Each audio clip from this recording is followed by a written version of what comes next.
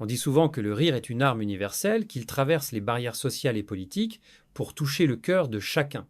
Et pourtant, derrière le rire tonitruant qu'il offrait aux foules, Louis de Funès portait une blessure invisible, une déchirure silencieuse. Dans les salles obscures, il faisait éclater des torrents d'hilarité. Ses mimiques, ses colères feintes, son corps félin qui bondissait d'un côté à l'autre de l'écran faisaient de lui un magicien du quotidien. Les spectateurs sortaient des cinémas, le visage encore humide, de larmes de joie, persuadés d'avoir rencontré un génie comique. Mais dans les cénacles feutrés de la critique, dans les couloirs glacés des institutions du 7e art, un tout autre discours se murmurait, celui d'un acteur jugé trop populaire, trop vulgaire, indigne d'accéder aux sphères nobles du cinéma français. Voilà le paradoxe cruel de Louis de Funès. Adoré par le peuple, méprisé par l'élite, tandis que ces films battaient des records d'entrée, dépassant parfois les 10 millions de billets vendus, les journalistes spécialisés détournaient le regard, le classant dans la catégorie des amuseurs sans profondeur. Pas un César, pas une grande récompense nationale, ne vint couronner sa carrière, pourtant phénoménale. Comme si l'amour des foules ne suffisait pas, comme si l'applaudissement de millions ne valait pas une poignée de main au sein d'une académie. De Funès, derrière ses grimaces, cachait un homme lucide, qui savait trop bien que son nom ne franchirait jamais la frontière entre l'affection populaire et la reconnaissance officielle. C'est ce fossé, ce gouffre entre l'adoration et le mépris, qui fait aujourd'hui de son histoire une tragédie à part entière, car qu'y a-t-il de plus cruel que de vivre aimé de tous, mais nié par ceux qui prétendent écrire l'histoire de l'art? Qu'y a-t-il de plus amer que d'être une icône nationale, tout en restant un étranger dans la mémoire académique de son propre pays? Le rire qu'il offrait aux autres fut peu être aussi une manière d'étouffer le cri de solitude qui résonnait en lui. Louis de Funès, derrière chaque éclat de rire, cachait un soupir. Louis de Funès naît en 1914 à Courbevoie, dans une France encore secouée par les tensions d'avant-guerre. Ses parents sont des immigrés espagnols venus chercher une vie meilleure, mais la famille porte déjà les stigmates de l'exil. Pauvreté, isolement, difficulté d'intégration. Son père, avocat à Séville, ne parvient pas à retrouver le même statut social à Paris. L'enfant grandit dans une atmosphère de frustration silencieuse, où les rêves avortés des adultes se traduisent en exigence, en sévérité, en un climat parfois étouffant. Cette enfance marquée par la modestie forge en lui un mélange d'insécurité et de combativité, un besoin permanent de prouver sa valeur. À l'école, le petit Louis n'est pas un élève modèle. Fragile, discret, il se fait remarquer davantage par ses maladresses que par ses succès scolaires. Mais derrière cette apparente insignifiance, il développe une qualité rare, l'observation. Chaque geste, chaque intonation, chaque manie des professeurs, des camarades ou des passants dans la rue devient pour lui une matière première. Déjà, sans le savoir, il prépare la galerie de personnages qui feront plus tard sa gloire. L'enfant réservé se transforme en miroir du monde, captant les ridicules, les travers, les contradictions. Là où d'autres subissent, lui enregistrent, engrangent, affinent son regard. Pourtant, cette sensibilité n'est pas vécue comme un don, mais comme un poids. Louis se sent petit, effacé, presque invisible.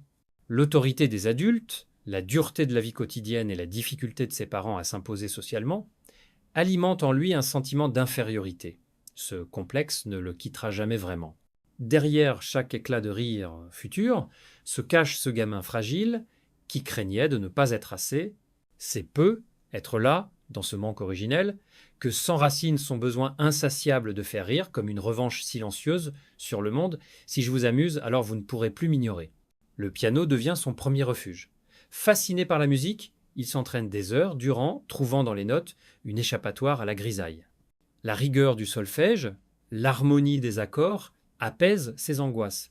Mais, là encore, son talent est jugé modeste. Trop faible pour briller en tant que musicien professionnel, il se heurte de nouveau à la cruelle question. Suis-je destiné à rester dans l'ombre ?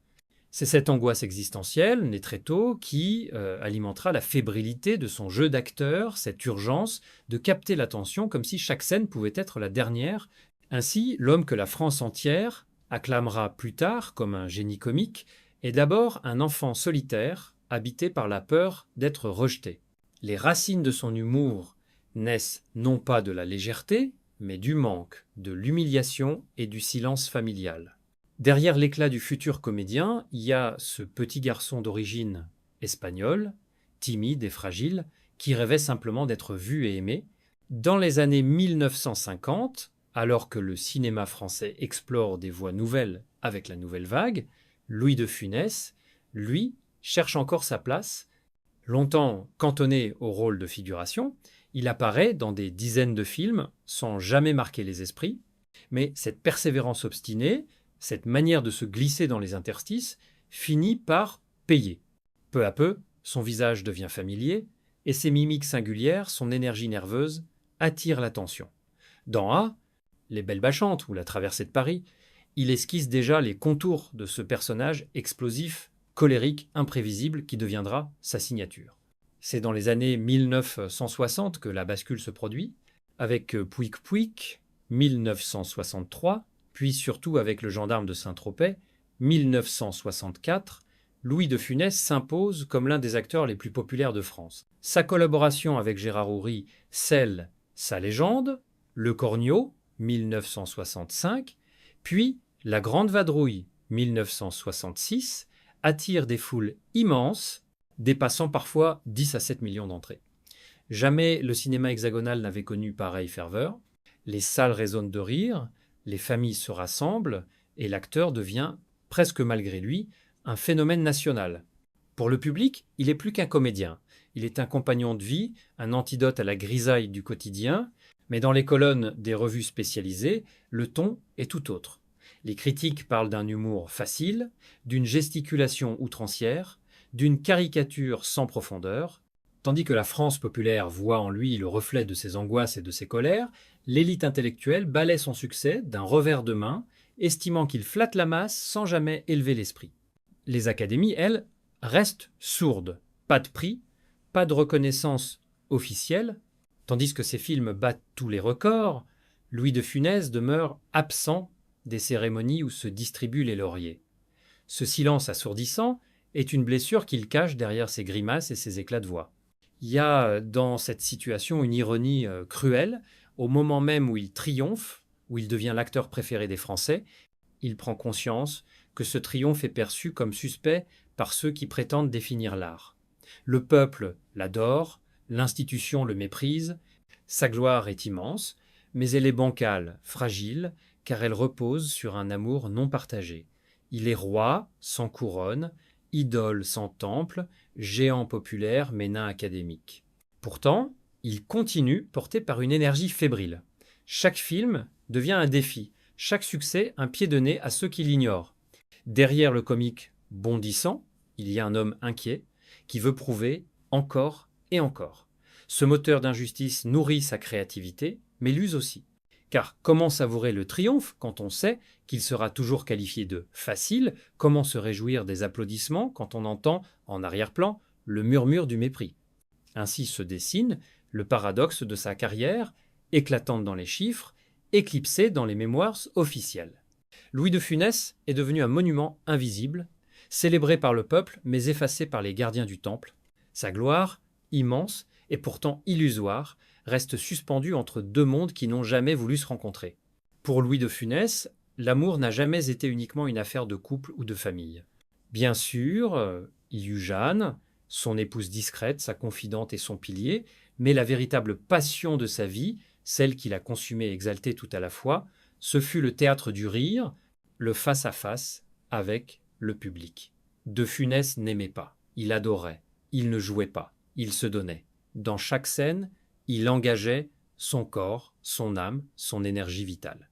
Ce n'était pas un simple métier, mais une dépendance, une obsession quasi maladive, qui l'empêchait de vivre autrement. Le rire des autres était sa drogue, et comme toute drogue, il apportait autant d'ivresse que de souffrance. Cet amour dévorant se manifestait par une discipline implacable. De Funès ne supportait pas l'approximation, pas la médiocrité. Sur les plateaux, il contrôlait tout, la mise en scène implicite de ses gestes, le rythme des dialogues, le moindre regard. Ses partenaires de jeu en gardaient souvent le souvenir d'un perfectionniste tyrannique, exigeant au point de l'insupportable. Certains le craignaient, D'autres l'admiraient, mais tous reconnaissaient cette ferveur singulière. Il ne cherchait pas seulement à jouer juste, il voulait arracher l'éclat parfait, ce moment d'hilarité pure qui suspend le temps.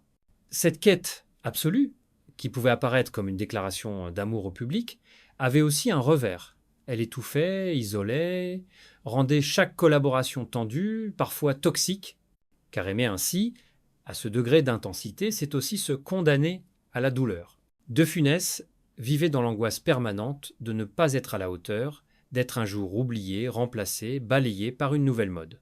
Le public qu'il chérissait tant était aussi une entité capricieuse, insatiable. À force de vouloir donner toujours plus, il s'épuisait, mettant en péril sa santé. Ces crises cardiaques, qui finirent par assombrir sa carrière dans les années 1970, étaient le signe physique de cette passion destructrice. Son cœur, littéralement, payait le prix de son amour dévorant pour le rire des autres. Dans ce rapport amoureux avec son art, il y avait aussi un aspect profondément toxique. Le mépris qu'il subissait de la critique ne faisait qu'attiser sa frénésie. Plus on le rejetait dans les sphères officielles, plus il se jetait avec rage dans les bras du public. Chaque triomphe populaire sonnait comme une revanche, mais une revanche jamais suffisante. Car l'amour, pour être apaisé, a besoin de réciprocité. Or, lui n'obtenait jamais ce regard bienveillant de ceux qu'il espérait convaincre. Ainsi, son amour pour le public devenait un cercle vicieux. Plus il donnait, plus il espérait, plus il se sentait frustré. Même dans sa vie privée, cette passion absolue avait des répercussions. Ses enfants racontent un père à la fois tendre et absent, souvent accaparé par son travail, inquiet de tout, perfectionniste jusque dans les détails domestiques. Il voulait tout contrôler, tout prévoir, comme s'il craignait que l'univers entier puisse basculer dans le chaos s'il lui relâchait un instant son emprise. Sa femme, Jeanne, patiente et fidèle, fut le rempart contre ses excès. Mais elle dut aussi composer avec un homme dont l'amour le plus brûlant ne se tournait pas uniquement vers elle, mais vers des salles entières de spectateurs anonymes. Cet amour passionnel et toxique, c'est celui d'un homme qui n'a jamais cessé de courir après une reconnaissance inatteignable. De Funès aimait son art au point de se consumer, aimait son public au point d'oublier sa propre santé, aimait sa mission de faire rire au point d'en devenir prisonnier. Comme dans toute relation destructrice, il ne pouvait s'arrêter. Le besoin était trop fort, l'addiction trop ancrée. Derrière chaque éclat de rire, il y avait un battement de cœur affolé, une peur viscérale de n'être rien sans ce lien fusionnel. Louis de Funès, dans son amour pour le public, connut la plus grande des ivresses, mais aussi la plus cruelle des servitudes. Le destin de Louis de Funès atteint son apogée dans un paradoxe insoutenable. Au moment même où il devient l'acteur le plus aimé de France, il réalise qu'il restera pour toujours à la marge du panthéon officiel du cinéma. Dans les années 1970, il est l'incontournable roi du box-office. Ses films, qu'il s'agisse de la saga des gendarmes, de la folie des grandeurs ou de l'aile ou la cuisse, rassemblent des millions de spectateurs. Les familles affluent, les salles débordent et son visage devient indissociable de l'imaginaire collectif français. Il incarne la joie, le rire franc, la complicité populaire. Mais derrière ces triomphes se cache une vérité cruelle. Aucune récompense majeure, aucune main tendue de la critique. Dans les pages des journaux spécialisés, on s'acharne à rappeler que son humour est gesticulatoire, populaire mais superficiel, loin des hauteurs de l'art. Pour un homme qui avait bâti sa vie sur le besoin de reconnaissance, cette fracture devient une blessure béante. Cette contradiction se fait plus douloureuse encore à mesure que sa santé décline. Le comédien subit plusieurs crises cardiaques, dont une particulièrement grave en 1975. Le public, inquiet, l'entoure d'un amour immense, mais les institutions ne fléchissent pas. Même affaibli, il tente de revenir à l'écran, comme pour prouver qu'il n'est pas fini, qu'il peut encore faire rire. Chaque film devient une bataille contre la fatigue, contre le temps, contre le silence méprisant de ceux qui refusent de l'honorer. Dans l'aile ou la cuisse, 1966, aux côtés de Coluche, il incarne un critique gastronomique intransigeant, comme un miroir inversé de ses propres tourments. Lui, l'acteur méprisé, joue le rôle de celui qui juge et sanctionne. ironie tragique, comme si l'art avait décidé de lui tendre un reflet cruel. La blessure prend aussi la forme d'une humiliation symbolique. En 1975, l'Académie des Césars est créée pour célébrer le cinéma français. On aurait pu croire que cette institution saisirait l'occasion d'honorer l'acteur le plus populaire du pays. Mais non, Louis de Funès ne sera jamais couronné, jamais reconnu par cette académie. Les années passent, les générations se succèdent, et l'absence de son nom dans le palmarès reste un scandale silencieux. Ce mépris institutionnel devient l'ombre la plus lourde qui plane sur sa carrière, comme si, à chaque éclat de rire du public, répondait le ricanement discret d'une élite refusant de s'abaisser à l'aimer. Cette tragédie atteint son paroxysme dans les dernières années de sa vie. Usé par la maladie, il continue malgré tout de tourner, comme si la scène était le seul endroit où il pouvait respirer. En 1980, il incarne Harpagon dans L'Avare, adaptation de Molière qu'il rêvait depuis toujours. Ce rôle, symbole de son obsession du contrôle et de son rapport complexe à l'argent et à la reconnaissance, devient son chant du cygne. Le film est accueilli avec tiédeur par la critique, une fois encore. Même dans ce projet intime, où il livre une part plus sombre de son talent, il n'obtient pas la réhabilitation espérée. La boucle est bouclée. Le rire qu'il a semé partout ne suffit pas à faire tomber les barrières de mépris. En 1983, Louis de Funès meurt d'une nouvelle crise cardiaque dans son château de Clermont. La nouvelle plonge la France dans une tristesse immense. Les journaux, cette fois, se souviennent d'écrire des hommages, et les foules saluent un monument. Mais combien d'articles rappellent aussi, en creux, qu'il n'avait jamais eu de César? Combien soulignent l'injustice d'un artiste adoré de tous, mais dédaigné par les gardiens du temple? La tragédie de Louis de Funès, ce n'est pas d'avoir été oublié, c'est d'avoir été aimé avec excès par un peuple et rejeté avec constance par une élite. Entre ces deux extrêmes, il a bâti une carrière phénoménale, mais aussi une vie marquée par une douleur intime. Ce point culminant révèle la cruauté d'un destin. Être à la fois triomphant et humilié, adoré et méprisé, lumineux et relégué à l'ombre, Louis de Funès aura tout donné au cinéma, mais il n'a jamais reçu en retour ce sceau d'approbation qu'il espérait tant. Sa tragédie personnelle n'est pas seulement la sienne, elle dit aussi quelque chose du rapport ambigu entre la France et ses icônes populaires, entre la culture savante et l'art de faire rire. La disparition de Louis de Funès, en 1983, laisse une cicatrice profonde, non seulement dans la mémoire des Français, mais aussi dans le paysage culturel. Le premier constat est celui d'une injustice persistante. Il est parti sans jamais avoir reçu de grandes distinctions nationales, sans avoir été consacré par les Césars. Ce silence des institutions devient, à titre posthume, une faute lourde, presque un procès intenté à l'élite critique. Comme si, en refusant obstinément de le reconnaître de son vivant, on l'avait condamné à porter jusqu'au bout le stigmate de comédien populaire, mais pas artiste. Pour lui, les conséquences furent d'abord intimes.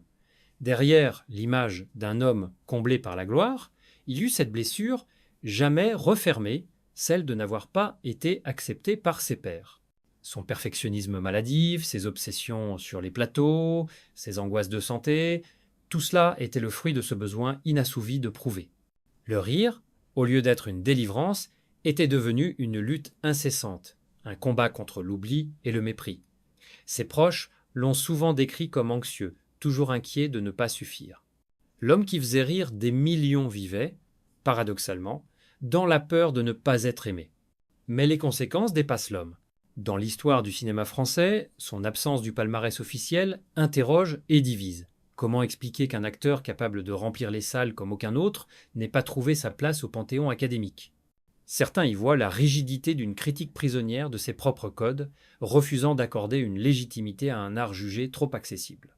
D'autres estiment que cette distance est révélatrice d'un fossé plus large entre culture populaire et culture savante, fossé qui continue encore aujourd'hui à fracturer le paysage artistique.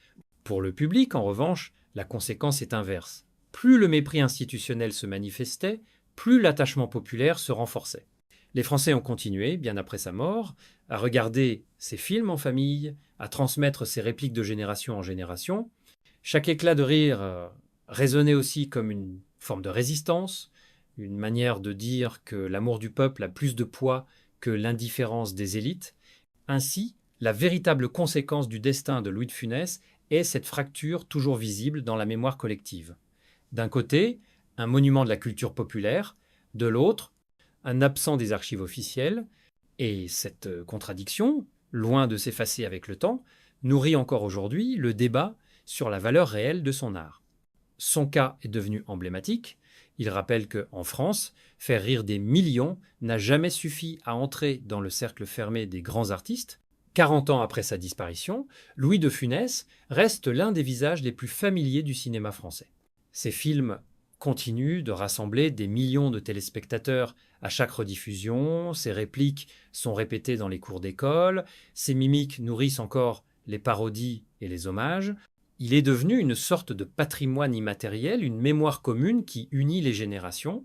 Peu d'acteurs peuvent se targuer d'une telle postérité. Là où tant de carrières s'effacent avec le temps, la sienne demeure vive, toujours actuelle, comme si son rire avait traversé les décennies sans perdre de sa force. Ce qui reste, c'est d'abord l'image d'un comédien unique, capable de transformer ses angoisses intérieures en une énergie comique inépuisable. Ces personnages colériques, nerveux, exubérants, portent en eux la fragilité de l'homme qui les incarnait.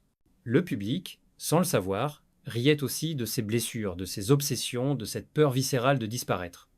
Chaque éclat de rire partagé était une victoire sur l'oubli, une revanche contre le mépris. C'est peu être là que réside sa grandeur, avoir transformé la douleur intime en joie collective. Mais son héritage interroge aussi. Il rappelle que le cinéma n'est pas seulement affaire de critique ou de prix, mais d'émotions partagées. L'absence de reconnaissance officielle a fini par se retourner contre ses détracteurs, soulignant la cécité d'institutions incapables de voir la valeur d'un artiste aimé du peuple. Aujourd'hui, nombreux sont ceux qui dénoncent cette injustice, affirmant que Louis de Funès mérite amplement une place parmi les grands du 7e art. Ce qui demeure, enfin, c'est la tendresse d'un pays pour un acteur qui lui ressemblait, inquiet, colérique, tendre et contradictoire. Louis de Funès n'a peut être jamais obtenu le César qu'il espérait, mais il a conquis un trône bien plus précieux, celui du cœur des Français. Et ce trône-là, aucune critique, aucun silence institutionnel ne pourra jamais le lui enlever.